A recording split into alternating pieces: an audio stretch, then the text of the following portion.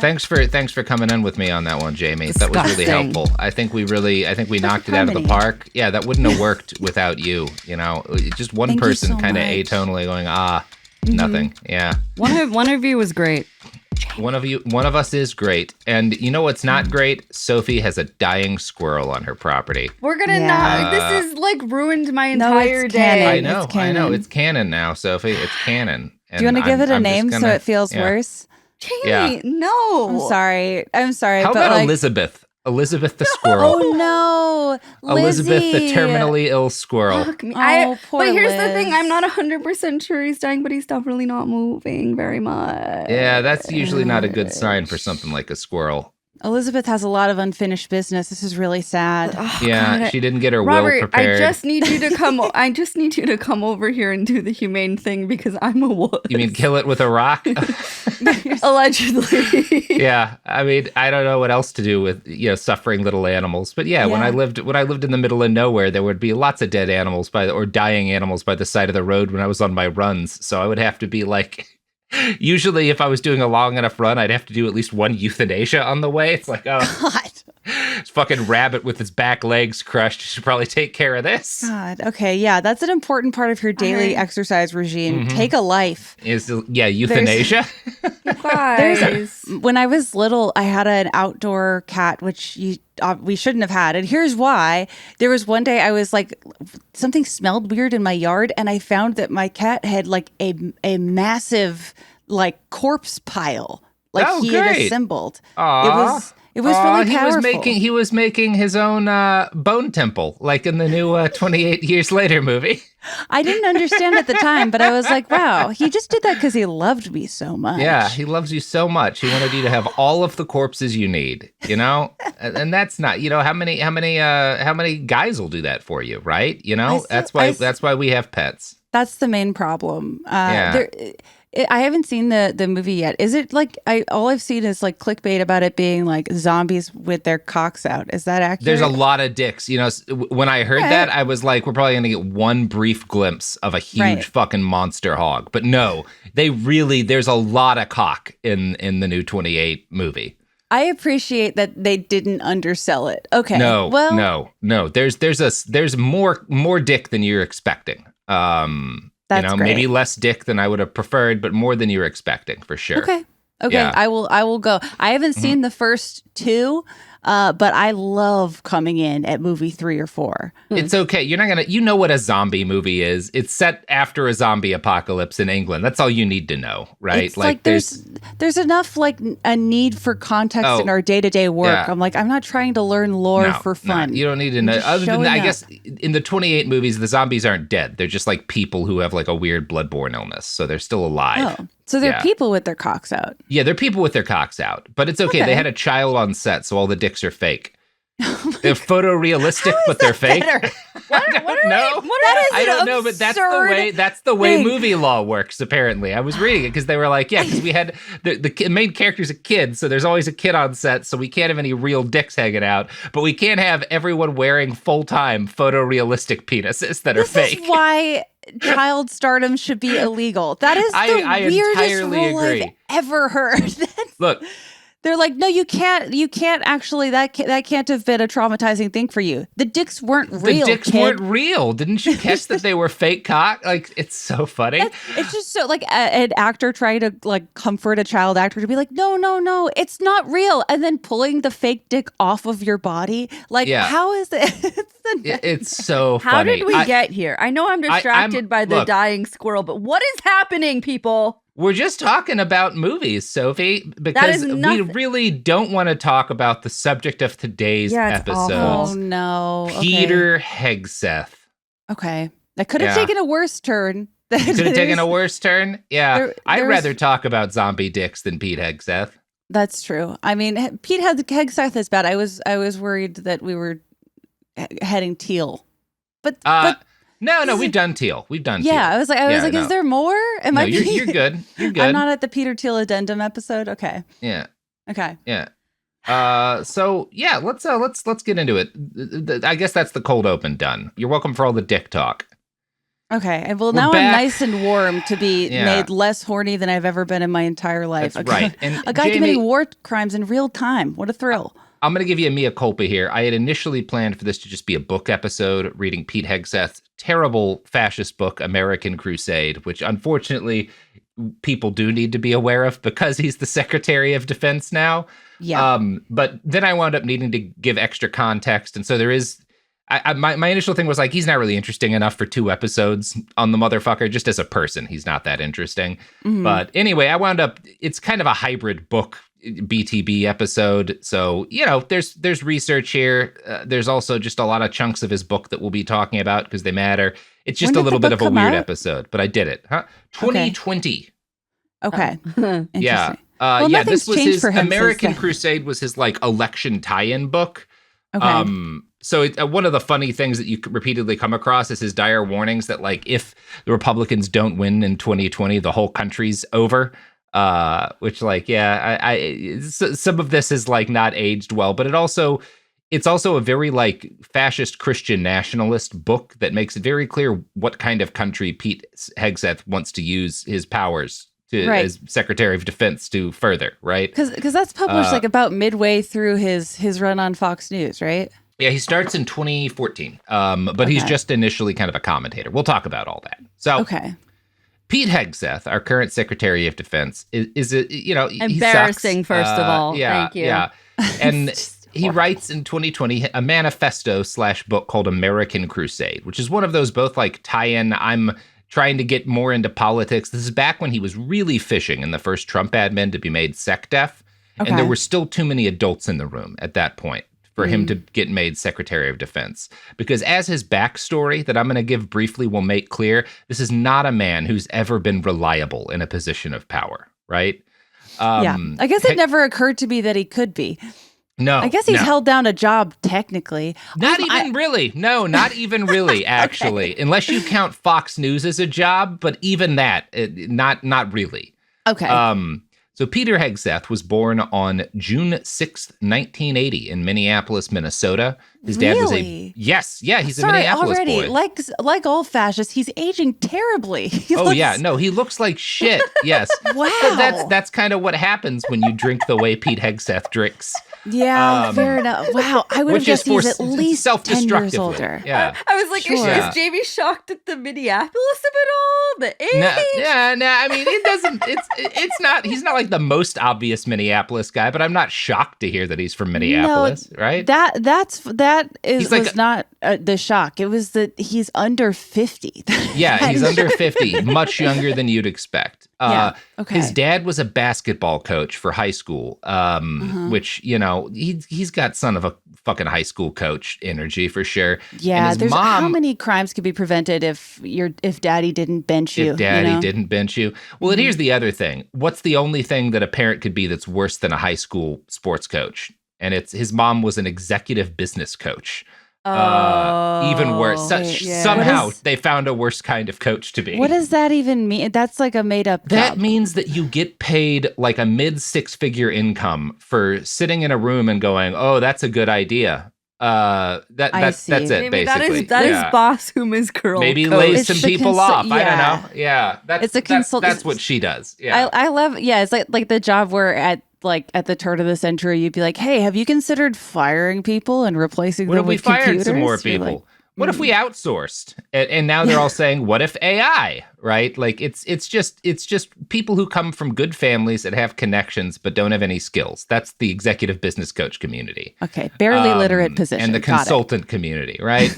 So his family, they have money and they have very strong conservative bona fides, right? Like his mom and dad are both very strong Republicans and politically involved. Pete graduates from the Forest Lake Area High School in 1999 as valedictorian. He is good at something at one point in his life. As an adult, he goes to Princeton, where he helps to run, and again, family money, where he helps to run the school's conservative newspaper. He becomes an editor eventually of like the right-wing paper on campus. As editor, he publishes a promise that he will defend Western civilization from, quote, the distractions of diversity. It's so like I know that they're everywhere. I'm aware that they're everywhere, but I'm still so disturbed by like just the idea of a teenage Republican is such a bizarre image to me. It's like seeing a 16, twin. I would have thought this was 60. Cool as hell. Yeah, I mean, right? You're like, you don't want to imagine them that young. Yeah, ugh. Yeah. You don't want to, but you have to because they're there. There they are. And it's what Pete's going to. He's going to try a couple of things later in life. Like he's initially kind of more on the Republican mainstream side of things that gets eaten up by Trump. So he has to, a big part of this book we're going to read is him like giving his mea culpa of like, oh, I was a rhino, I was lost. And then I realized, Donald Trump really was, our brilliant savior and stuff. Okay. And one of the points that I think his backstory makes is that he was always pretty extreme conservative. Like the whole reason why he wouldn't have gotten behind Trump is that he didn't believe Trump was really a conservative until it became clear that Trump was going to win. But like the weird right-wing stuff, the hatred of diversity, that's been there his whole life. Like he talks about himself as if he'd been apolitical as a young man, but he never really was. Well, no, if he's the editor of the conservative Princeton paper. He sure is. And yeah, that's just a bad group of people to exist. Under his guidance, the paper attacked Halle Berry for accepting an Oscar over her performance in Monsters Ball because it was racist. Against white people, I think. I don't know. I didn't feel the need to go and read that article. But yeah, that's the kind of like conservative paper this is. It's like, it's time to go to war with Halle Berry for her Oscar. Yeah, I imagine conservative papers like that are just like 90% vaguely racist editorials. Yes. Yeah. During his time as editor, Hegseth published another student's commentary mocking the school's policy that sex with an unconscious partner should count as rape. An article for The New Yorker cites Judd Legum's newsletter Popular Information when he summarized the article in Hegseth's paper this way. The commentary claimed that rape required both a failure to consent and duress, which a passed-out woman couldn't experience. So, great guy, Pete. Yeah. Put a pin in that because we'll talk about some sex crimes he's he really walks the walk in that regard. It's always so allegedly. Yeah. Sure.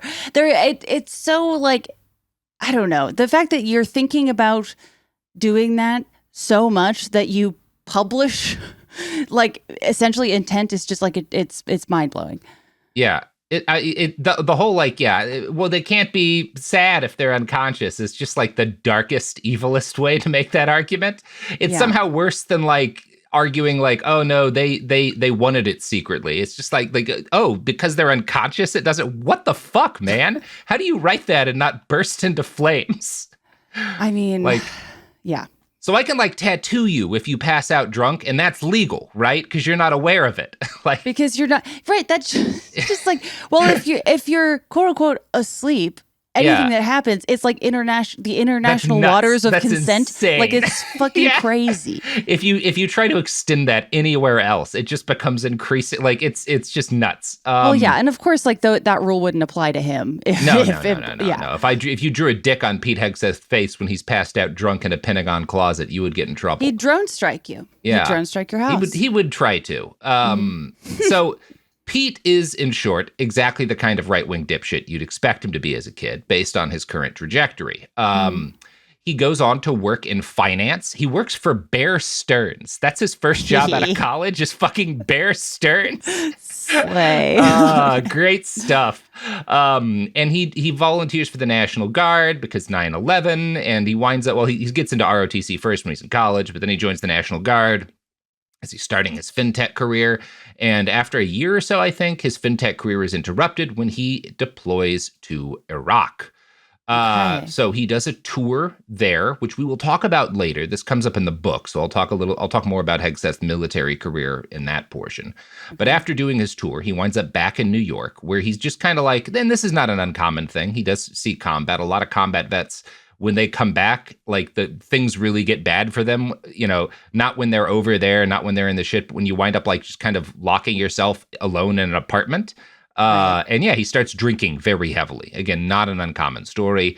He feels aimless and eventually solves this by taking a job. Initially, he's like volunteering as an assistant director at Vets for Freedom, which is a 501c4 group that he ultimately comes to lead as the paid director of the organization. It's too bad, because while he was in New York, he could have just like gone to see Rent on Broadway. Could have gone to see Rent. He could have developed a fatal addiction to heroin, you know? Like he could have seen a lot Not of off classics. at Broadway, you know, just quietly slip away, you know? Yeah, Pete, just go see Billy Elliot, you know, have a wine spritzer, call it a day. Yeah. I mean, yours is nicer than mine, but sure. So this is like a very political 501c4 in like a shitty way. They spend millions of dollars doing a PR campaign to support the surge in Iraq. They spend another several million attacking Barack Obama's candidacy. So this is like a right-wing vets org. And despite the fact that he winds up running it, he is awful at this job. It is a disaster for the VFF. He runs up massive debts. He like takes them into the red by what? Well, part of it is, you know, they're carrying out these massive PR campaigns, but part of it is that he treats the organization's bank account allegedly like a personal party fund, right? Like he's spending it, he's traveling, he's doing a lot of drinking and partying. A lot of people are, right? Okay. There's allegations, and we'll hear more allegations about the next org that he's involved in.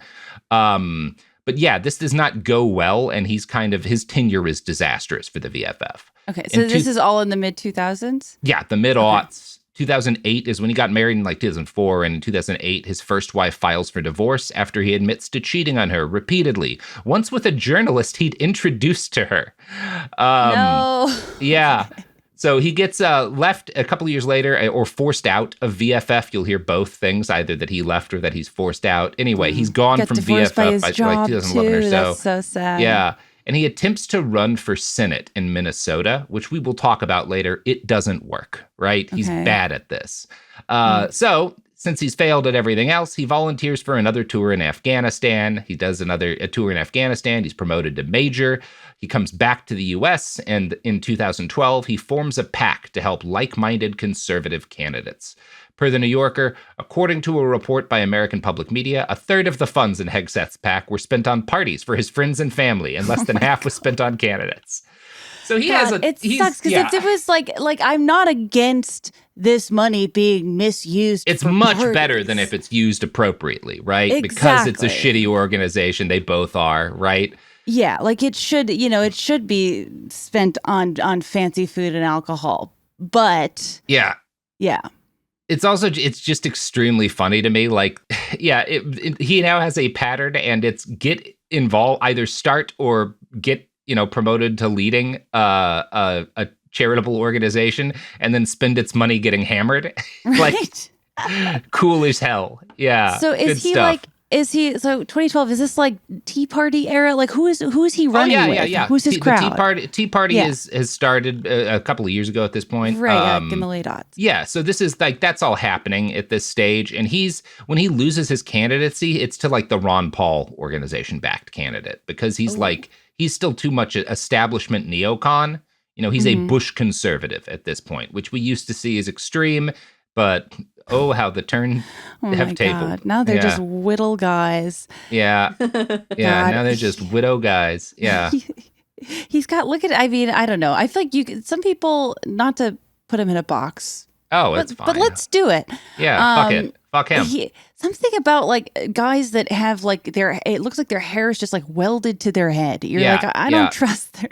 I think whatever on there. Like whatever product, I know he comes by being a fascist, honestly, but also you have to imagine some chemicals are seeping into the scalp there with the hair being welded directly. Oh yeah, no. They're getting in. That's what happened to Rudy Giuliani, right? He had the same hair care routine as Pete Hegseth, and a lot of it leaked out of him, Yeah. And when he lost his goo, that's when he started losing all those lawsuits. The goo was what was protecting him from the lawsuits. Yeah, the goo is protecting him from being tricked into being in Borat 2. Yeah, that was load-bearing goo. Jesus Christ, I forgot that happened. Fucking Giuliani. Oh my God. We'll need to do an episode on him when it's time for us to when everyone's morale is even lower and we need a win, like a happy episode.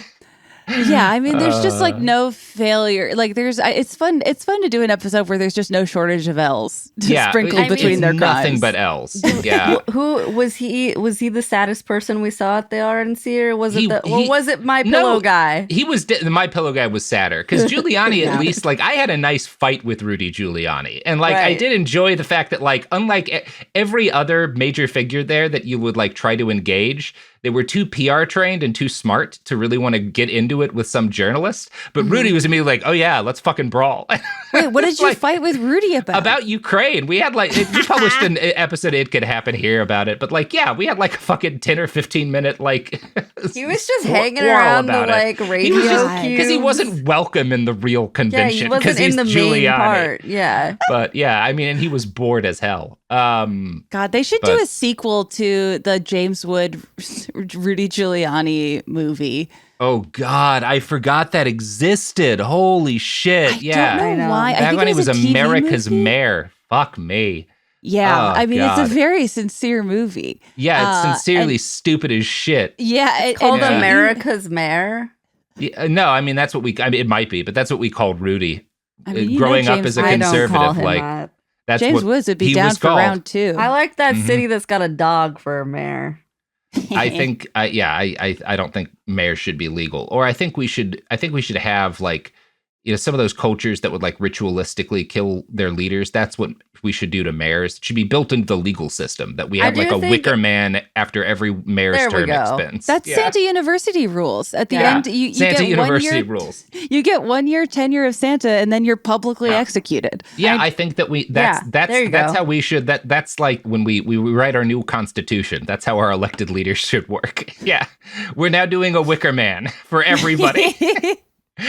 Oh, you care? What are you willing to put on the line? You were a great alderman. Unfortunately, your year's up. At every level. At every level. The fucking school board. Yeah. The comptroller. I'm like, sorry, brother. Look, would it be a good system? No. Would it work better than our current system? Maybe.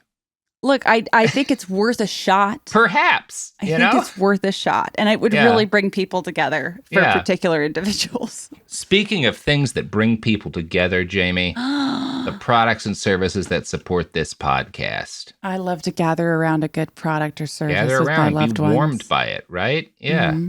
Just like the corpse of a squirrel. Like the corpse of a squirrel. God damn it, guys. Yeah. We're back. Sophie is still not happy. No. Can you see it from your window? No, not from where I am, but okay. But that's probably for the best. But I can see it in here. Elizabeth. Yeah. I forgot you named the squirrel. Yeah, she was a Fulbright scholar, Sophie. Jesus fuck. She had a huge future ahead of her. This is really sad. It's very tragic. Yeah.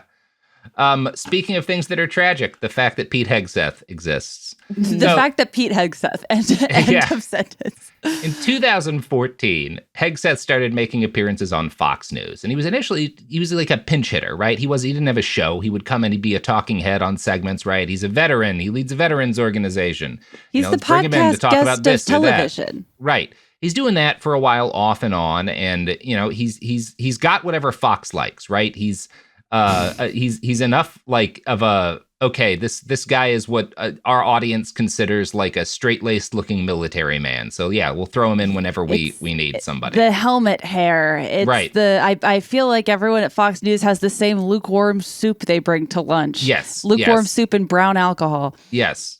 Yeah. That's precisely right. And for Hegseth, it's basically all brown liquor. Mm-hmm. So he helps to lead. He also, in this time, he gets hired to lead another veterans organization, CVA, or the Concerned Veterans for America. Okay. So here he exhibits the same kind of incompetence and corruption that had seen him pushed out of the VFF. He was, in fact, so bad. Oh, Jamie, not just parties. There's so much about how bad he is at this job. There is an internal whistleblower report that's commissioned about his 3-year tenure leading the organization. I'm going to read a summary from an article in the New Yorker of like what this report reveals. The detailed 7-page report, which was compiled by multiple former CVA employees and sent to the organization's senior management in February 2015, states that at one point, Hegseth had to be restrained while drunk from joining the dancers on the stage of a Louisiana strip club where he had brought his team. The report also says that Hegseth, who was married at the time, and other members of his management team sexually pursued the organization's female staffers, who they divided into 2 groups, the party girls and the not party girls. In addition, the report asserts that, under Hegseth's leadership, the organization became a hostile workplace that ignored serious accusations of impropriety, including an allegation made by a female employee that another employee on Hegseth's staff had attempted to sexually assault her at the Louisiana strip club. In a separate letter of complaint, which was sent to the organization in late 2015, a different employee described Hegseth being at a bar in the early morning hours of May 29, 2015, while on an official tour through Cuyahoga Falls, Ohio, drunkenly chanting, "Kill a Muslim." Oh. Cool guy. Wow. Yeah. It's shocking he found time for all of that, first of all. Most of that's not enjoyable, but it is funny to me how often the words Louisiana strip club show up in this article on Pete Hegseth. God, you can learn so much. I mean, and did he tip? That's something. Every time a strip club no way. There's no single way, Sophie. I agree or Jamie. Sorry. We are one. It's an honor. It's an honor. We are one. Thank you. We are one. That's miserable. I mean, this is the way that a person acts when they can't live with themselves, if nothing else. But there's just so many levels there, because it's like in one way he's engaging in this very, I don't know, like this very fraternity, but also sorority behavior. Like the party girls versus non-party girls sounds like some Regina George shit. Like that's just bizarre. Yeah. I mean, it's just gross dude stuff, right? Like we got the party girls that we hire because, you hire them because you want to fuck them, right? Like that's what's going on in this group, right? That's his management style. And it's rich that he thinks he could weed out a competent employee from a non-competent one, given the fact that he seems unable to do a single job that he has. No. Well, because again, it's all about just getting drunk and partying, right? And sexually harassing / assaulting your colleagues and racism. Right. So he's a racist molester. Yeah. Okay. So he gets allegedly kicked out in 2016. We have in the record a bunch of celebratory emails from his former colleagues being like, "Thank God that guy's out." Right. One of these messages includes the claim that he, quote, treated the organization funds like they were a personal expense account for partying, drinking, and using CVA events as little more than opportunities to hook up with women on the road. Cool guy. So that's his third job, his third organization that he's been shit canned from for massive corruption, right? Blowing Allegedly. Through them, yeah. He's tearing through these fucking things. Are these mostly like lateral moves? Is he moving his way up the ranks in any way, or are these mostly just lateral? He's getting more prominent within the conservative sphere because, again, there's never any accountability to these guys. But his former colleagues at these veterans organizations, even though they're all a lot conservative, are like, this guy absolutely should never have any job with any responsibility. He's the worst. Well, Fox in 2016, it's all but required that you have some priors at being a sex pest. You have the literal devil in your blood. Yes. Yeah. In 2017, during a Flag Day event hosted by Fox, Hegseth threw an axe and accidentally hit and injured a U.S. military academy drummer, causing serious injuries. There's a lawsuit over this. He claims long-term damage. Sorry, why was he throwing an axe? There's axe throwing going on. It's like the kind of hobby thing, and he's just shit at it because he sucks at everything, and he hits this drummer boy. If you give an addict an axe, it's so funny. It's so funny. God, did the drummer at least get a book deal? No. I think there's a settlement probably, but no, he doesn't get shit because again, we don't as Americans. Look, you celebrate the person who throws axes, not the person who's dumb enough to get hit by an axe because they happen to be doing their job, and don't expect that. Wow, the future Secretary of Defense will hurl an axe great at them. Percussionists. How could you? Yeah, I'm always, look, this is the only time I'll be on Hegseth's side, but if the other thing is a band kid, I gotta... Okay. Jealous. I pull out my oboe case, start shaking it. Yeah, of course it was an oboe. Okay. First of all, no, Sophie. Unfortunately, he's right. I need to take that. I don't care. He's not allowed to do oboes. I'm on your side. You're right. I have to. Oboes are a big bisexual indicator historically. It's just true.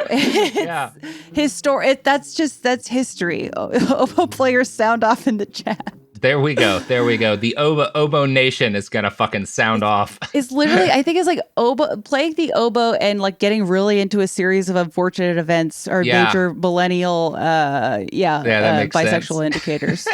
Who can say why? Who can say You're why? You're just saying that because those were your only hobbies. There's Jamie dozens lore. Of us.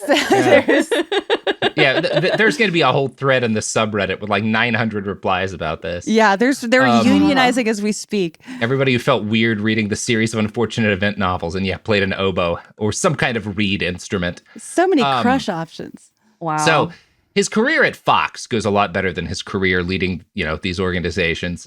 He becomes an official co-host in January of 2017, just as Trump begins his term. And he is able to get this job because he starts having sex with, initially, I think it's, I'm not sure. No, he would have been divorced by now. Anyway, he winds up marrying the Fox producer, Jennifer Roche, who keeps putting him on the air. And I think she's his third wife, maybe a second. He's been divorced like 3 times. So great guy. Anyway, putting up numbers. He hooks up with this Fox producer who keeps putting him on the air. And he bounces around a few different shows. He's on regularly, and he kind of makes a point of just taking whatever is the most radical take that will earn him Trump's attention. It's just kind of like, I'm going to be a shameless bootlicker on Fox because he watches Fox habitually. And so I want him to see me repeatedly being nice to him. Right. Okay. And he's doing this to campaign to become the Secretary of Defense, which he can't manage during Trump's first term because Trump is still listening to a couple of adults a little too much who are like, I don't know, the guy who can't even run a fucking like NGO without spending all of the money on hookers and blow probably shouldn't be running the army. We have a lot more money. There's a lot better. Sir, there's far better sex criminals to run that department. Yeah, we can find you a sex criminal. Yeah. Don't worry, We're aware of what needs to happen. Right, yeah. So as part of his ongoing attempt to both identify himself with the ascendant Christian nationalist movement and to force Trump to take note of him, in 2020, he publishes the book American Crusade, right? Okay. Which is what, kind of the core of our episodes this week are going to be about. So let's get into that wonderful book, American Crusade, a nice innocuous title.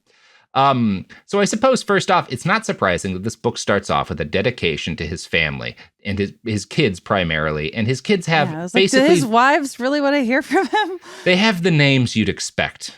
Mm-hmm. You get to guess one of the names. I mean, before we start, should we show Jamie the fucking cover? Yeah, let's you can show Jamie the cover. Why not? Hit me with the cover. Jamie, you want to describe that to our listeners on who are listening, because it's a podcast and you shouldn't watch it on video. Hello, video listeners. We love you. I love you so much. Stop looking at us. Stop looking at us, you freaks. I'm guessing. Okay, let me guess. Chase, Griffin,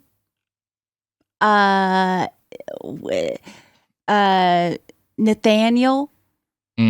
Damn, Jamie. No, that's a bunch of big L's. Yeah, no. First one, which you should have gotten, Gunner. Okay. you should have gotten he's going Gunner. For it. Oh, yeah. Gunner, Bomo, and Gunner Jackson, Peter Boone, and that's the one he gives 2 names for. So I'm guessing his first name is Peter Boone. Kinsey, Luke, Rex, and Gwendolyn. And Lil Nuke. Gunner and Rex are really sending me. Wow, Gunner coming in hot. Good stuff, man. Surprised there's not a Hunter in there. Hunter. That's okay. That I might have gotten to Hunter. This cover is it's nuts. So he's like, that can't be his body. That's not his body. I mean, if he's on enough tested trend, sure. I'm sure he's taking steroids. I'm really struggling with like the neck to head ratio. Yeah, if that is his body, there's some photoshopping going down there. You can see a big "We the People" tattoo on his forearm. He's like waving a flag. It's just like the dipshittiest cover. The angle of the "We the People" tattoo only makes sense in the context of this picture. Like if that was normally the angle it was at, it would be crooked. But that's what. But this is clearly AI. This is clearly this is not his body. No, but there's things that were done here. But I appreciate I would love to see him actually try to do this. At the top of it says, and quote, Pete pulls no punches with this book. Yeah. Sean Hannity. Yeah. Nice. It's always fun with this stuff because you're like, there's no way Sean Hannity wrote this book. But then in some ways, there's no way that Pete Hegseth wrote this book. Do you think it was ghostwritten, or do you think he wrote it? Let's let Robert read some, and then we'll give our opinion. He does write, he's got this editorial position. He definitely writes some of it. I suspect it's a thing where it gets massaged by a real writer, but there's a lot of it that seems very Pete, right? Mm-hmm. In fact, the opening, after he lists his kids' names, he gives a quote from Theodore Roosevelt, right? Every chapter opens with a quote from a great American, usually Donald Trump, but this one's Theodore Roosevelt. There is not room in the country for any 50-50 American, nor can there be but one loyalty to the stars and stripes, right? Which, I might say that, well, if your loyalty is to your weird interpretation of Christianity over the Constitution, maybe you're not 100%, anyway, whatever. That's not how he sees it. So here's how the chapter opens. Our American Crusade, Chapter 1. Take a moment to consider your part in the miracle of the 2016 election, the history we made as sons and daughters of freedom. For the left, that humiliating defeat strengthened their resolve to achieve their ultimate goal, erasing America's soul, culture, and institutions. We are the ones standing in their way and have been targeted for annihilation. Wow, I like that he adds in a little. He's like, on top of being a motherfucking piece of shit, he's also kind of bitchy. He's like, I'm praying for my haters. I'm praying for all my haters on the left. Oh no, he's not praying for him. He is. This is a book about how we need to kill the left, right? That is his. And every allegation here is an admission, right? That because he's constantly talking, the left wants to kill us all. They want to wipe us all out. That's why we have to have total victory against them, right? Mm-hmm. It's this. They're as bad as we are, so we have to do to them what we wanted to do to them anyway, but we can pretend we're defending ourselves, right? Right. They're even worse. Mm-hmm. We got to get them first. Yeah. He goes on to claim that we, the people, we all feel that, quote, the other side, the left, is not our friend. We are not esteemed colleagues, nor mere political opponents.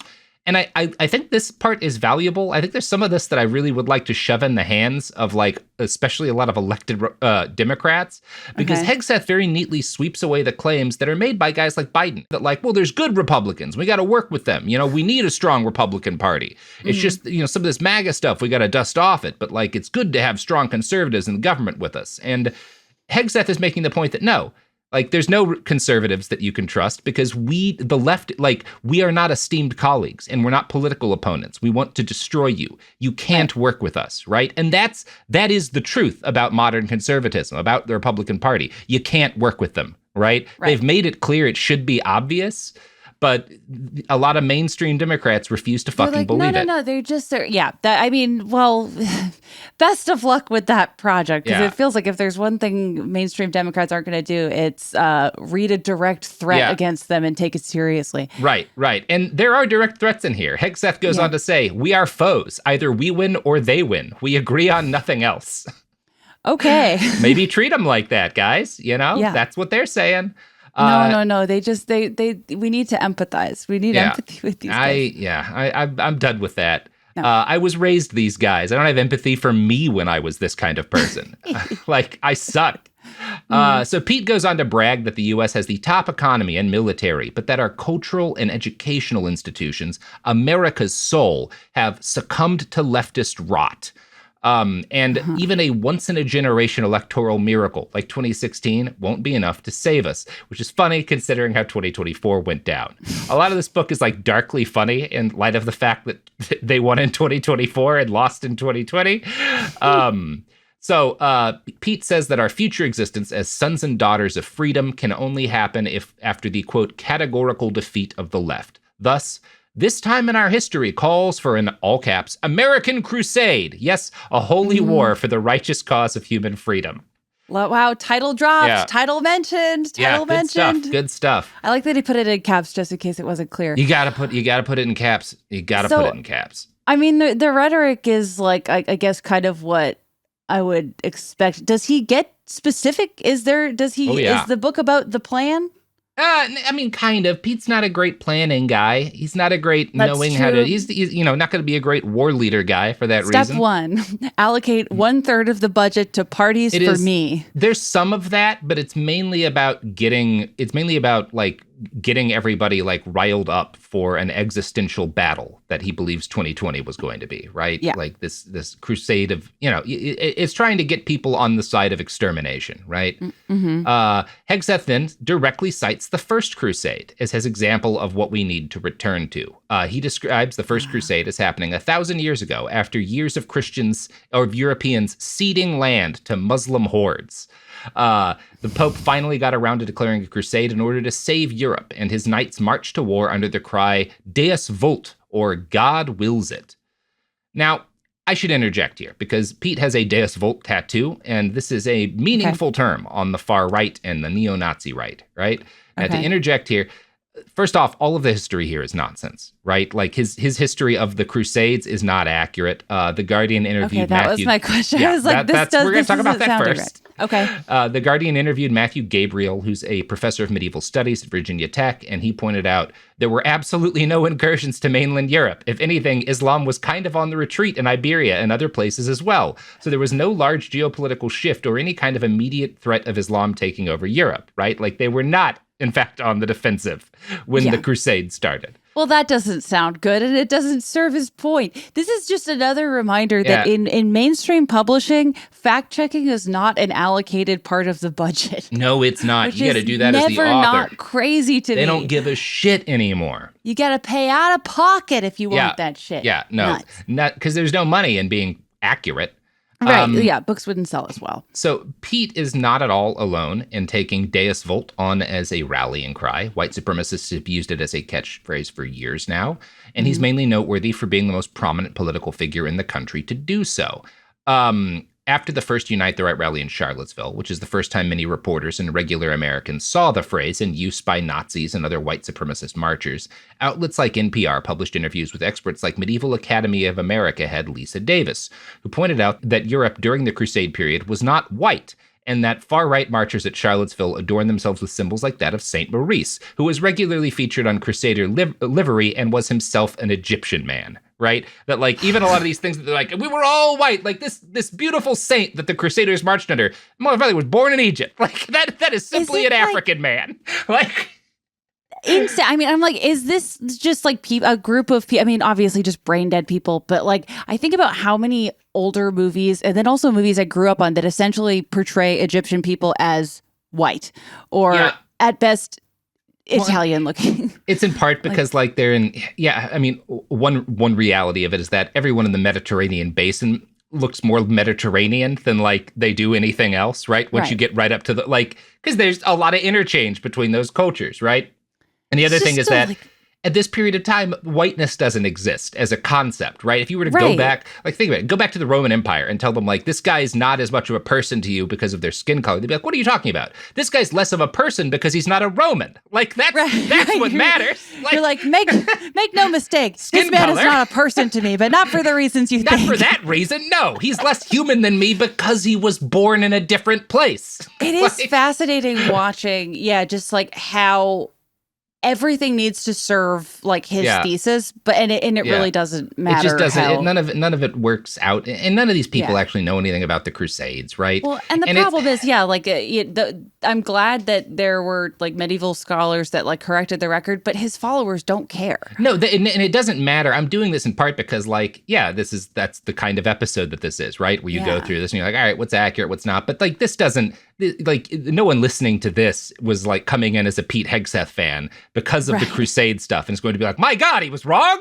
Like that's just not the way this anything changes works. Everything for me. I wonder if there's one person. Now I should also note here that because he uses Deus Vult, he's got it tattooed on his body because he believes it was the rallying cry that Crusaders marched to war under during the First Crusade. Mm-hmm. This is very likely to be untrue. Right? This is actually the result of propaganda that came later. Marburg historian George Strack has pointed out to the Catholic News Agency that Pope Urban II, who declared the First Crusade, never used the phrase Deus Vult himself, and, quote, Only one chronicle, that of Robert the Monk, which was written around 10 years after the Pope's call to crusade at a synod in Clermont, France, quotes the exclamation at all, Strack explained. The author was aware from another chronicle that the northern French crusaders used Deus Vult as a war cry or a sign of recognition among themselves. Robert's aim was to present the crusade as a divine and papally led project, which is why he claimed that Urban II had heard the war cry Deus Vult in Clermont and approved of it. From the historian's point of view, however, this is implausible. Even Robert's medieval contemporaries would have placed little trust in the chronicler. It was only under the humanists of the 15th century that the monk's rhetoric received favorable attention again. They found Robert's chronicle plausible, and so the war cry Deus Vult was quoted very frequently from then on, and soon the other reports about Urban's call from Clermont were forgotten, says Strack. Okay. So this is probably propaganda from the beginning, that there's not much evidence of at the time, that no one would have taken very seriously at the time, that 500 years later, chuds adopt. 1500s chuds, right? Never trust a Robert. That's what I Never always trust say. a Robert. That's the Robert. core of history, of historiography. Lies. Speaking of things that spew only lies. Just one of our sponsors. The other sponsors, completely trustworthy. One of our sponsors tells nothing but lies. And we won't tell you which. You know who you are. Place your bets. We're back. It's going to be a fucking sports betting ad. Yeah. No, the sports betting people are honest, right? You'll go broke, but they're honest. They're like, you'll have a great time doing it. You'll have a great time doing it. We'll really tickle those dopamine receptors. We've made it as addictive as drugs. Drugs. So, for Jesus, the sake of, Robert. What? For the sake of morale, it might be good for us to recall here that the Crusades were not successes in the traditional military sense of the word. The First Crusade did have some initial victories and resulted in temporary Christian control of parts of the Holy Land, but this did not last long. By 1187, less than 100 years, the great general Saladin had surrounded Jerusalem, right? The long train of disasters for organized Christian militaries during the Crusades led to a surge in support from maniac cult leaders like Peter the Hermit, who gathered an army of starving hermits to march on the Holy Land. Andrew Curry writes, quote, Peter's success was cited over and over again in the years to come. The defeat suffered by better organized crusades led many to believe that it was the humble who were destined to succeed, not the proud, rich military classes. In the end, these people's crusades ended in disaster too. None ever reached the Holy Land, and most of the peasant crusaders were either slaughtered as they plundered their way across Europe or disbanded before ever reaching a port. Without the resources to reach the Holy Land, most turned on more conventional targets, namely Europe's Jewish communities. Why are we going to seek out our profanity and to take vengeance on the Ishmaelites for our Messiah, when here are the Jews who murdered and crucified him, was the rationale, as recorded by a Jewish eyewitness. Again, most of the real a large chunk of the real crusaders didn't even crusade. They just went and murdered Jews, right, in Europe. Yeah. Well, do we think Pete Hegseth knows any of this? No, I don't think he really reads much. I am genuinely curious. I don't think it would matter. He wouldn't trust any account you told him if it's different from what he already believes. Yeah. Right. That's, I don't know this about the Crusades. Yeah. I gotta say, I'm not a Crusades head. Well, the gist of it, and this is a quote from medieval studies professor Matthew Gabriel, the Crusaders lost. They lost everything. Great. Well, maybe an American Crusade. Watch the documentary Kingdom of Heaven for more. Still holds up. Banger of a film.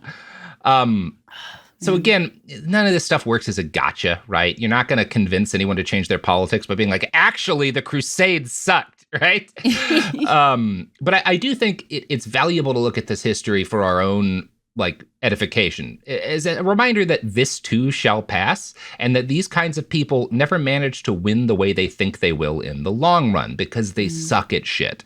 But also, the mere fact that they've doomed themselves doesn't mean that they won't cause even more suffering in their failures, right? Those people's crusades were all disasters, but a lot of Jewish communities suffered as a result, right? Right. Anyway, let's continue with Pete.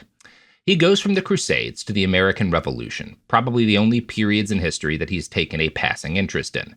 He notes that, like Crusaders and Patriots past, the red MAGA hat is a symbol for the need for violent action to secure liberty. Only by going on offense against a left that surrounds them can conservatives survive. Now, the fact that this is written in the run-up to 2020, and the fact that that election went against them, should say a few things to you, right? We know now this was not the decisive or the last battle, but Hegseth writes as if it was, and that the left would cause total annihilation if they won in 2020. He notes that while there are millions of patriots, the country also houses hordes of people who don't share their allegiance and that their ignorance and ideologies threaten national survival. So, yeah, again, like, yeah, the language here is very unsparing, and this is how most of them think. You can't, again, it's just important that Democrats understand you can't talk it out with someone like this. They're not willing to talk to you. Right. And I mean, that's like that's their whole thing. It is interesting anytime you hear, I mean, I guess you hear it basically every day now, but over time, I think in the last 10 years where you just hear the us versus them in an increasingly upward line to the point where he's just like straightforwardly saying they're like the people who agree with me are Americans. Yeah. And the people who don't aren't. Yeah. Which is like, I mean, great. Continued in that Thanks, direction. Pete. Yep. So the next section of his book is about the two Americas, which he describes as America and the left. And in order to highlight this, he gives us the story of two different immigrants, both named Omar. Samara Omar, who was an Iraqi who fought with Hegseth. He was an interpreter after the U.S. invasion and later immigrated to the U.S. legally. The other Omar is, of course, Ilan Omar, who he calls the Somali Omar. Oh, leave her out of it. Okay. Oh, no, this is like peak Ilan Omar brainworms, period, 2020. Not that it's much less now. I feel like it still got worse in 2023. It's still pretty bad. It's still bad. Like it's just, it's more of a topic of discussion, I guess. And, okay. Maybe just because there's less two going Omars. on. Good Lord. Okay. It's nuts. His attitude is the common one you'll see on the right, that Ilan was graciously let into this country and has done nothing but spit in its face. I don't think we really need to deal with this point, save to note that even in the America of 2025, even someone like Pete's, interpreter Omar, who fought alongside U.S. soldiers, aren't qualified to stay here. Earlier this year, the United States revoked special status to Afghan people who helped the United States in its war against the Taliban. Per MSNBC, the Trump administration told them, quote, that they've got to self-deport by May 20th, back to a Taliban-controlled Afghanistan. If America can't honor its word to those who bled for it, a retired U.S. colonel told me, why would anyone trust us again? This isn't just immigration policy. It's a test of our moral credibility, and we're failing. Now, Jamie. Yes? I've seen the U.S. in enough war zones and talked to enough people who believed in our promises to them when they fought alongside us that I can say there's no point in my lifetime or the lifetime of anyone listening to the show in which we had moral credibility or were trustworthy friends, right? Well, it's like we're also recording this what period of time are you talking about? We're also recording this at a time where, again, like both of his examples are people who could just get plucked off of the street and kidnapped by ICE. Like the citizenship has nothing to do with it. Well, again, that's part of what's interesting about the timing this comes in is that in 2020, even as like a Pete Hegseth Republican, you still had to pretend that you were like okay with multiculturalism as long as they were pro-American, right? That like, no, this Iraqi interpreter of mine is a great American. He's fully integrated, right? He gets to stay here because he did all the right things. And as soon as they got into power, like, oh, actually, no, we don't give a shit. All that matters is your skin color, right? Like and that's the reality, right? Under the regime that has given Pete Hegseth power. Yeah. But he spends a lot of his book talking about the Omar who fought with him, who he calls Texas Omar now because he successfully immigrated and integrated into the Houston suburbs. So we should talk a little bit here about Pete Hegseth's wartime experiences in Samarra, which is less than about 100, I think it's like 80 miles or something northwest of Baghdad. At age 26, Pete was a lieutenant in the Army National Guard when he joined the 101st 3rd Brigade Combat Team. He was deployed in 2005. Prior to this, Hegseth had experienced what you might call an atypical global war on terror career. Again, he graduated from Princeton. He started working at Bear Stearns. And, the same time he'd gotten a position with the doomed finance company, he enlisted in the National Guard. And he was first deployed after 9/11 to Guantanamo Bay before coming back and working in finance for a while and then volunteering to fight in Iraq, where he became a platoon leader. He seems to have served, functionally did the job reasonably well. There's not, shocking reports or anything on it. He was kept away from liquor, probably. I was about to say, I was like, what? Why did he do that job? Although he hadn't really started drinking heavily at this point. Right, because that was after he got back. Okay. And there's an interesting Washington Post article that quotes one of his fellow officers who was active duty, who was like, I was actually surprised to see a National Guard guy doing the things Hegseth was doing, and I just assumed that it was because he was planning for a political career and thought a combat tour would help, right?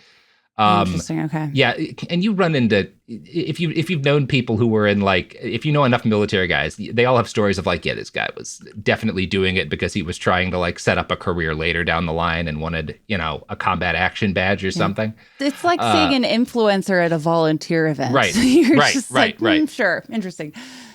So I'm going to quote from the Post's article here. Charlie Company, numbering about 140 men, was considered the brigade's most aggressive unit, engaging threats with a bravado that would later draw scrutiny from senior leaders, said people familiar with the deployment.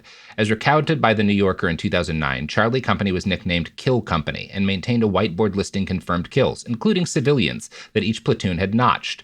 The former officer, who served in another company within the battalion, said the behavior exhibited by Hegseth's infantry company was viewed as a little bit strange by those on the outside. We joked sometimes that they were on their own crusade down there. Great stuff. Okay. Great stuff. Good Lord. Okay. Now, what's interesting is when the New Yorker reports on this initially, Hegseth would claim that I actually complained about how aggressive we were to our company commander. And it's specifically that he complained about how they were ordered to have their weapons ready when they were entering targeted buildings because he believed that basically having fingers on the trigger would lead to higher civilian casualties. And that after making these complaints, he was reassigned. I don't know how true this is, right? I don't know if that's something he made up when he thought it would sound better. Yeah. Right. When was that interview conducted? It was 2009, that New Yorker article. I wonder how I feel like he wouldn't say that today. So do I. He wouldn't claim it, at least, right? Yeah. But his old unit remained in the field after he got transferred. And as the insurgency hit a new peak of violence, they wound up as part of a raid on an island believed to be a training center for Abu Musab al-Zarqawi's AQI, or Al-Qaeda in Iraq. This is like the precursor organization to ISIS. A number of civilians are massacred during this attack.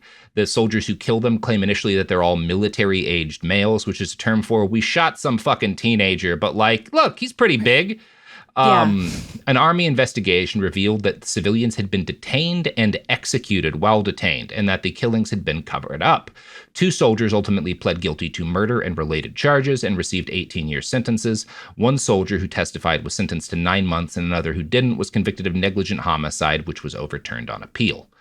Now, there is speculation that Hegseth has since seized upon the issue of U.S. troops being tried for war crimes as a result of this. And for the entirety of his time in the political spotlight, he has since backed prosecuted soldiers, including war criminal Navy SEAL Eddie Gallagher, claiming the rules of war unfairly tie the hands of men in the field. That Washington Post article, which interviewed a number of his colleagues, ends on this note.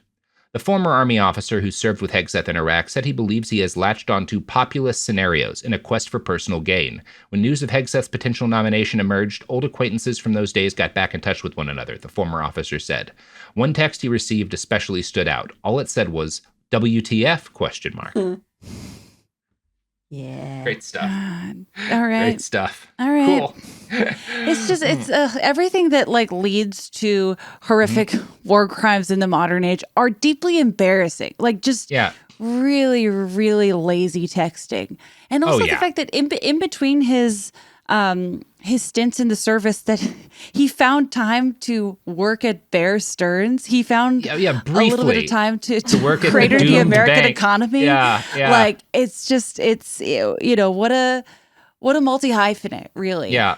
In your review, this just seems like he's slowly, working behind the scenes to justify civilian deaths so that he can ideally escalate to the job he is now, killing civilians with no consequences for anyone. Yeah. Yep. So the next chapter of this book, he spends several pages comparing different statements by Ilhan Omar and his buddy Texas Omar in order to talk about how much Ilhan hates the United States. One of his points is that his friend describes U.S. helicopters as looking like angels because at one point he was under fire and he got rescued by a helicopter. And Ilin describes them as looking like the devil because she was a civilian in Somalia and saw U.S. helicopters kill civilians. Oh, Hegseth no, is what a like, monster. no civilians were killed by Americans in the Battle of Mogadishu in 1993, right? Which he describes as a heroic defensive action by U.S. forces. And the reality is uglier. While we don't have perfect accounts for how many civilians died in the fighting, it was between 300 and 700 people who died total, and at least 200 to 300 of those were civilians, right? And I'll personally note, I have watched an Apache helicopter destroy, like basically murder an apartment building. And yeah, it looks like the devil. Have you ever seen one of those things empty its entire payload? It's a fucking nightmare. It's very scary. Yes. Objectively. I mean, it's like, not only is it obviously racist to have this like weird chart of two people with the same last name, but like to just present it with a total void of context. He just like doesn't even understand how war works, that you'd be terrified of a thing that's about to not on your side that is very deadly. Yeah, we're killing people around you. Okay. It's one of those things like, yeah, man, if you're like, I get it. If you're completely surrounded by the enemy and then a chopper comes in and blows them all away, you'd be like, that thing ripped. That thing's cool. But people have different experiences with helicopters, you know, like depending on whether or not they're being shot at by them. Not to come down too hard on the other Omar, but like weird to call a helicopter an angel as it is. Yeah. I mean, and I don't know. Again, we don't actually ever get to talk with that Omar. Right. I haven't found any articles interviewing him. He doesn't, like, I've Googled around trying to find anyone who talked to this guy. We only have Pete's recollection of him. How much do we want to bet he made up a guy? I don't know. He's certainly, if he's real, there's no way he's going to talk out and like correct the record if Pete judged it, because then he'll get deported, right? Yeah, stay as far away from him as possible. So I don't know. The important point is that Pete does not bring in this Omar as a real person with a real story. He brings him in as a foil to his created image of a social justice warrior who never had to fight for anything, right? Such people, he argues, take advantage of 50-50 Americans who lack grittiness and historical perspective. He describes these people, so you've got the evil leftists, and they take advantage of these kind of like milquetoast 50-50 Americans who he calls squishies, right? For their lack of willingness to fight. Why does he call them squishies? Because they're not willing to fight, because they're not racist and violent, right? Like they're too squishy. They're not willing to kill the left, right? They think we can coexist. I really don't like that. It's him talking about like conservatives who are not like outright fascists, right? Those are the squishies. Okay. So it's cool. It's good stuff. Okay, sorry. Apologies to the squishies. I love you guys. Sorry, squishies. Yeah. Great stuff. And it's interesting, the thing he's trying to do here, because he has a whole bit in this about how like these people don't like to see themselves as political, and that's a problem because like we're in a political war. His whole thing is he has to convince these people that like you need to become political in order to embrace a politics of defensive annihilation against the left, right? And the left is everything but Trump, Like that's what he's trying to convince these like moderate Republicans to do. Quote, "For me, awakening has been a progression over many years, informed by multiple iterations of learning, and mostly failure. First, I had to get informed. Then I denied the magnitude of the leftist problem. Next, being idealistic, naive, and new to the political arena, I played within the confines of the status quo. Now, as I have some worldly success and a large family, protecting my nest is tempting. I understand what is required of 100% American. The sacrifice, the struggle, the uncertainty. Like... the uncertainty of stealing from two different veterans organizations to get drunk. Yes. The uncertainty of playing grab ass with all your secretaries. Yes. Sacrifice. Separating your employees by party and not party. These are the things ultimately that are going to protect Gunnar Hegseth. Yeah. These are who's finally. Yes. Okay. We end the introduction, the first chapter, with a call to arms. This is the first chapter? That's chapter 1, baby. And we follow it with 2 more quotes. These are both from Donald Trump, and I find them funnier than I should. Quote 1, "You're a sleaze," candidate Donald Trump to a reporter from ABC News, 2016. "You're a warrior, Pete, a fucking warrior," President Donald Trump, November 2019. Why are those together? Why are you he's just contrasting him shit talking ABC to him saying nice things to him? He's telling a story. It's just so cool. Yeah. So cool. It's like, wow, okay, Pete, we're all very impressed. Bad is to reporter as warrior is to me a smiley face. It's like, so funny. It's so funny. Yeah. Yeah. It's good stuff. So yeah, we'll talk about the next chapter, but I think it's probably time to end part 1. Jamie? Okay. Loftus? Yeah. You want to plug anything? Yeah. My book, Raw Dog, The Naked Truth About Hot Dogs, just came out in paperback. Yeah. And I just released I just did an audiobook for the one and only Chuck Tingle. But we're donating all of the proceeds to the LA Street Vendors Fund. Because in LA, they're ISIS kidnapping people off the streets. So we're raising money to, help street vendors stay in while maintaining their living. The name of the audiobook is This Lesbian Hot Dog Gets Me Off. Also, she is a doctor. Also, she's vegan. Wow, that's a title. That's so much better than American Crusade. And it's a story. Is a tale. So if you want to listen to that, donate $5 to the Street Vendors Fund. If you don't want to listen to that, if you don't want to listen to me read Chuck Tingle hot dog smut, you're wrong, but you should donate. You are anyways. Wrong. You're wrong and a bad person. Let's just say it, Jamie. Let's just say it. You're a bad person, and God will not recognize you on the day of judgment. To not listen to This Lesbian Hot Dog Gets Me Off, also she's a doctor, also she's vegan, is not just homophobic, it's anti-women in STEM. It's very really anti-women in STEM. Yeah, absolutely. Well, this is good. Those are my plugs. Yeah, plugs done. Go to hell, everyone. I love you. Love you too.